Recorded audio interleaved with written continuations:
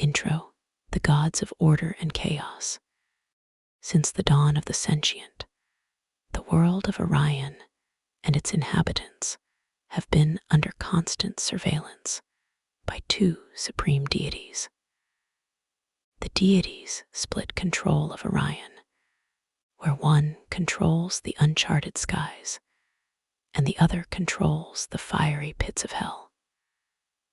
One's rule could not bar the other's influence on events that happen, and could not take total, unanimous control. They control the formation of land, spreading its water to help propagate the growth of fruits that fill sentient bellies.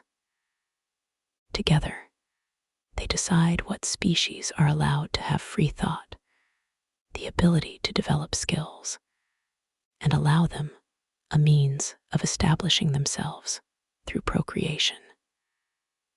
They also influenced what ailments would plague the world and what conflicts would arise from the horizon, introducing hungry beasts to force the masses to adapt.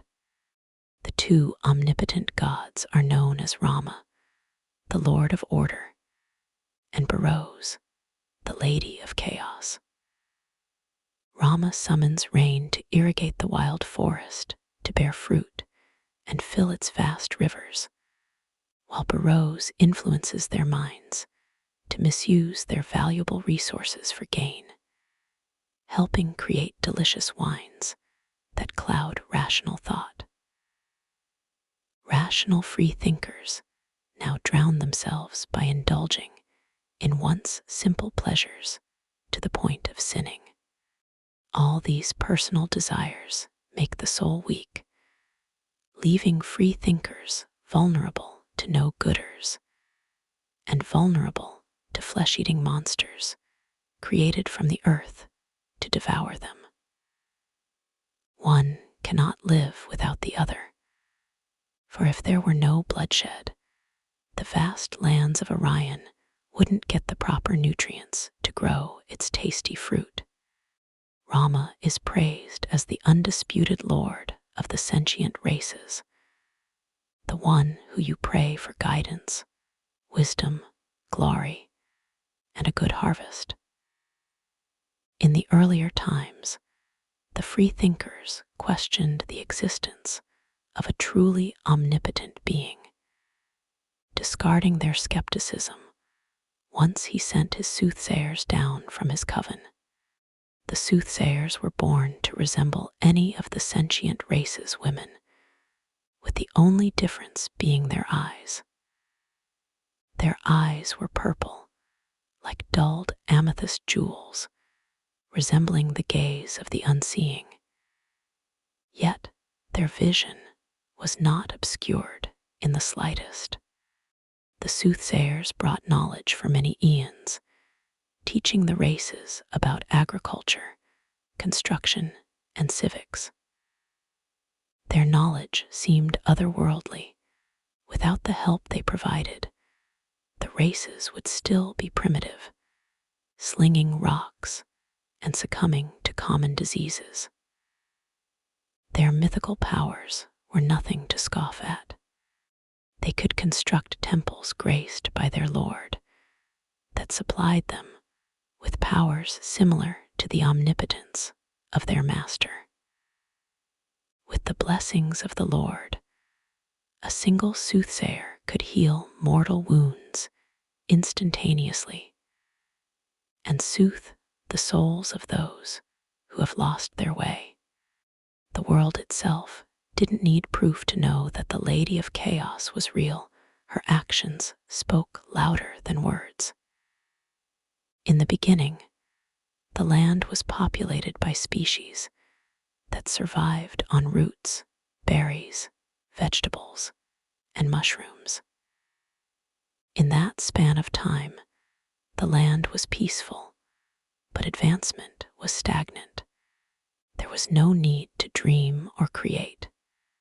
That's when the lady created the Lyconians, a ferocious race of wolfkin that spawned from her malice.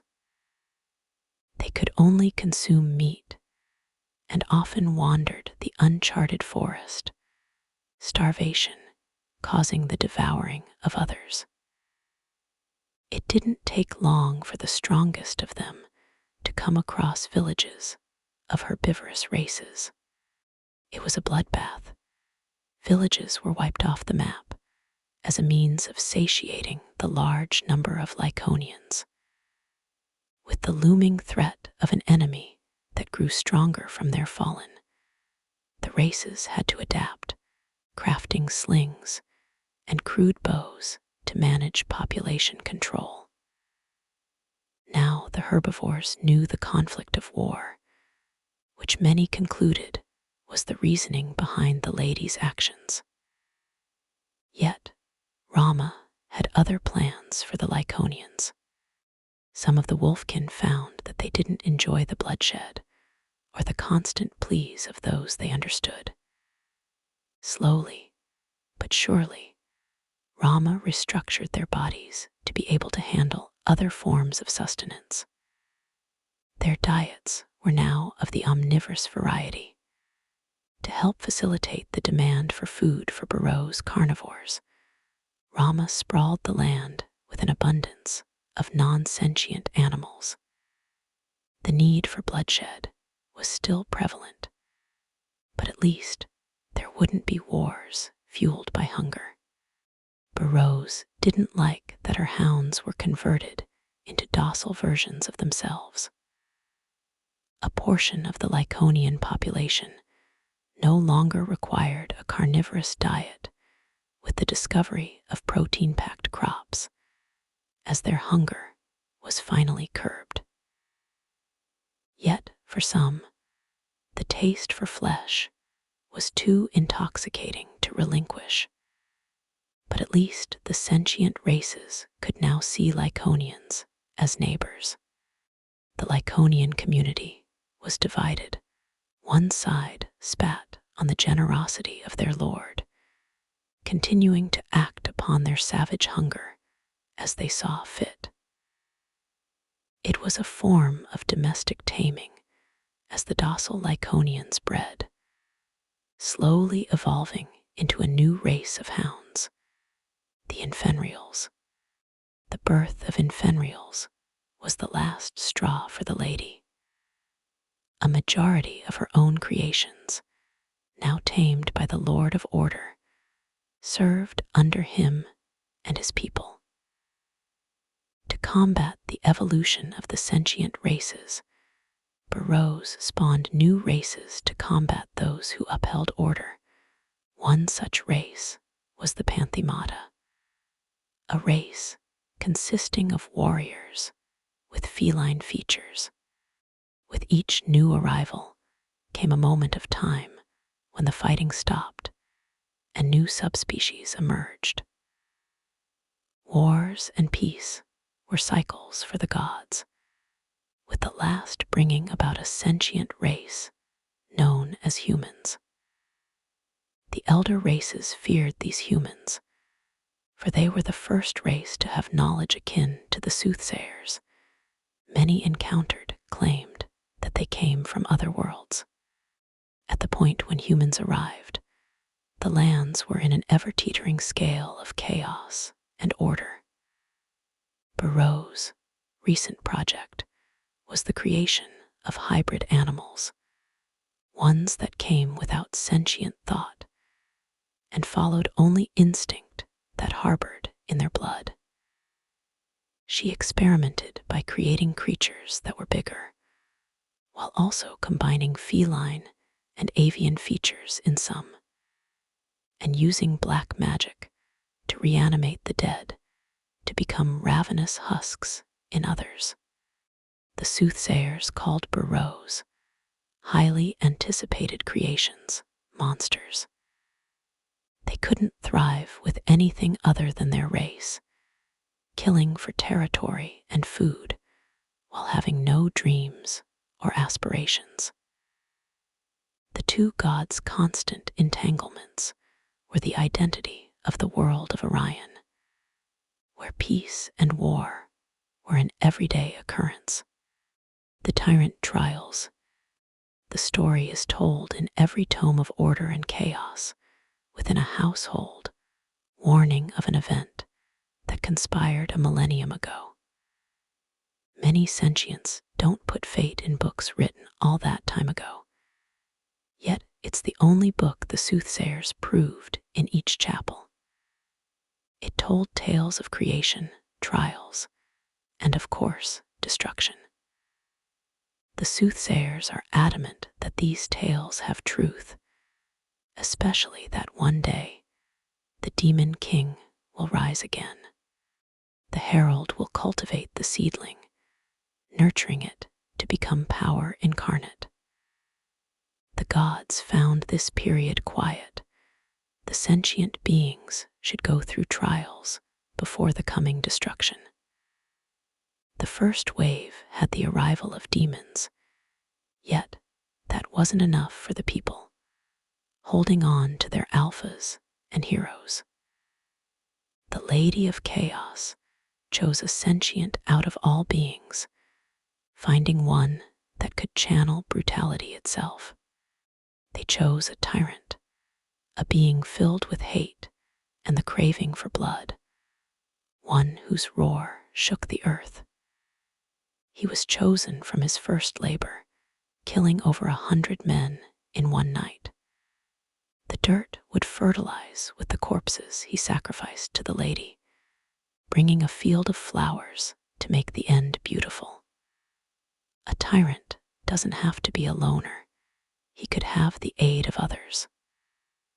As long as the tyrant bathes in the blood of the many sentient beings, anyone could become a tyrant. All hail the coming of the savage. All will learn its name. What is it, you ask? It could be anyone, as I said. Even a babe shuddering in her little basket could be the tyrant, as long as she bathed in the blood. Show your bite, show your savagery, show no mercy.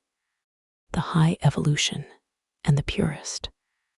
Through the battle up in the tall trees, a lone Centalope watched the stars as the green men spilled blood. She was a kitten, too young to dabble in the savagery. Her brown eyes watched the sky as a way to pass the time. She flicked her ears at another climber, yet didn't take hostile action as it felt too small to be a human invader. The little pup grunts as she climbs each branch, wagging her raven tail as she barely slips. Is that you, Tulee S? The brown rabbit asked the bright yellow-eyed pup, her raven hair glowing in the light of the moon. The stubborn nature of a young pup ran in high gear with this one. Failure to fall wasn't on her mind. The brown rabbit sighed, grabbing onto the little pup and lifting her with one arm. As the pup rose, she sniffed on the rabbit's arm, while her tail wagged with excitement. I knew you were playing hide and seek up here, big sister, Tulee said as she smiled at the annoyed rabbit. Yet the sound of big sister made her blush. She pulls the pup up to her, wrapping her arms around her as she laughs. Come here, little gremlin, she said with a bit of annoyance. The pup's energy was too much for her. The pup was getting overstimulated with the physical contact, wiggling her body to get comfortable on the rabbit's stomach. She nuzzles into her flat chest, pushing her legs to get deeper into her arms. The tail was still wagging, hitting the rabbit occasionally. The pup went bug-eyed when she noticed that her sister was getting pissed, as she side-eyed her to acknowledge her, yet respectfully not. Are you done? The brown rabbit asked the pup, as she still gave her the side eye, nodding her head. The rabbit got comfortable herself, watching down as the elders of Clan Mor handled human-born slavers. She could hear the steps of the eldest brother far away, destroying the many convoys, while stragglers went to the forest. The other two orcs happily fought the running humans, bludgeoning them as they came, slicing them in two. "They're scary," the pup told the rabbit, which made her nod. "Mor, Tulee, and Gardener have that effect on young ones," she told the pup with confidence. Yet the pup snuggled deeper into her chest. "No, I mean the humans," Tulee said with a terrified tone, remembering her days in captivity. They found her at some elven estate to the east of the triangle, soulless eyes when she sat down in the cage. She was already housed in a secret human cave, as they did as they pleased to the innocent pup.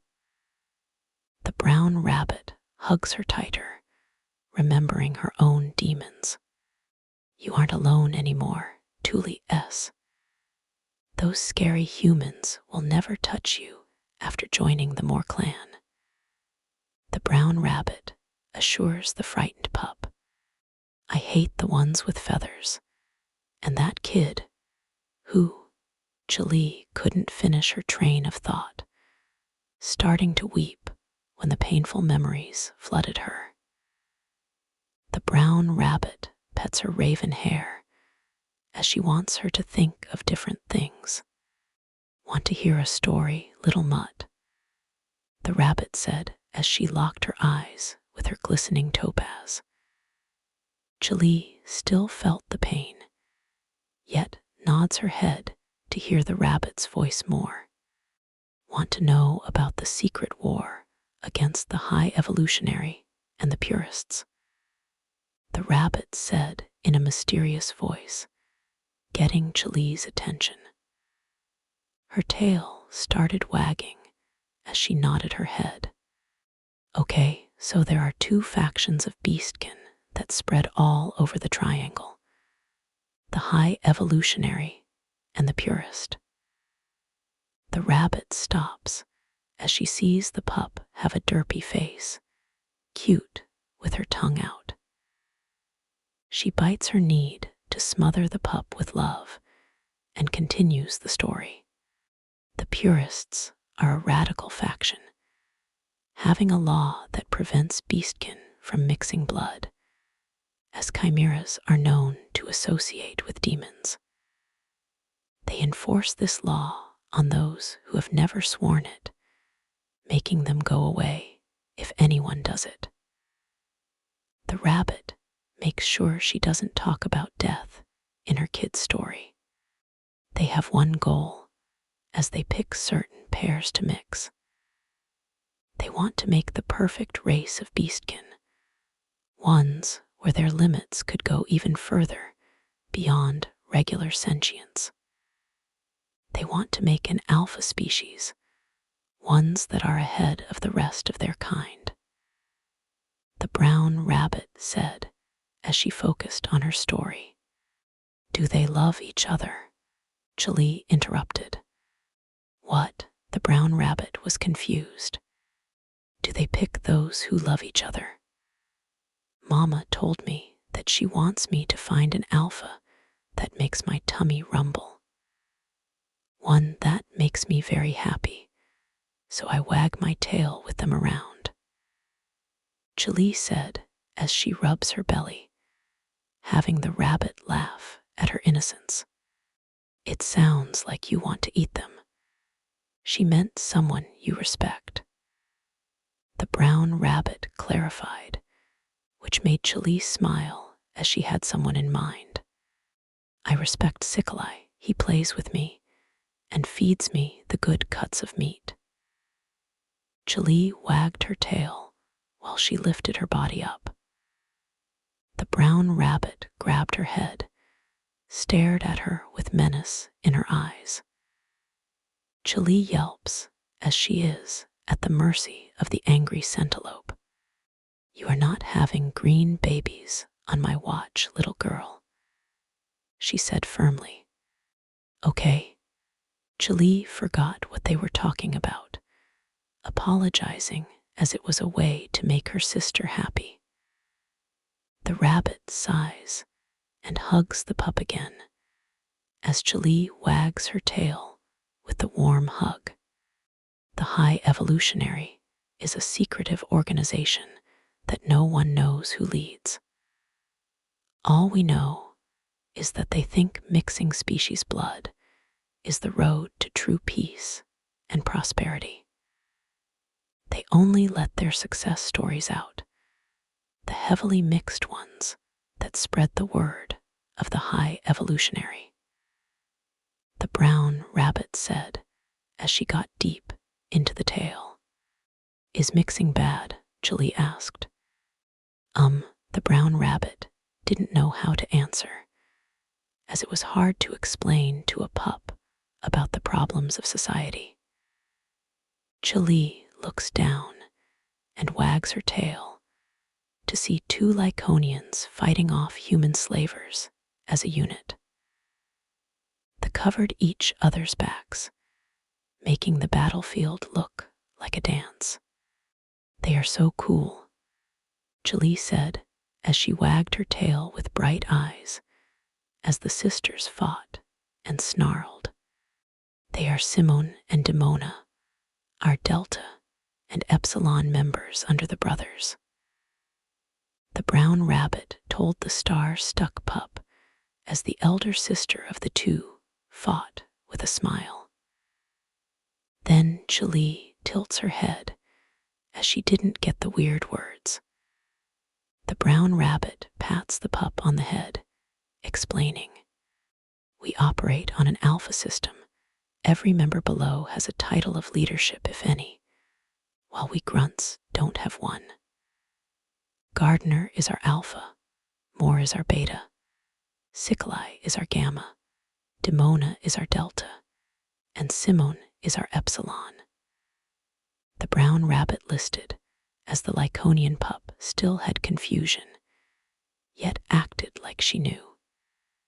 She sees the Lyconian Simone fighting with a gleeful smile.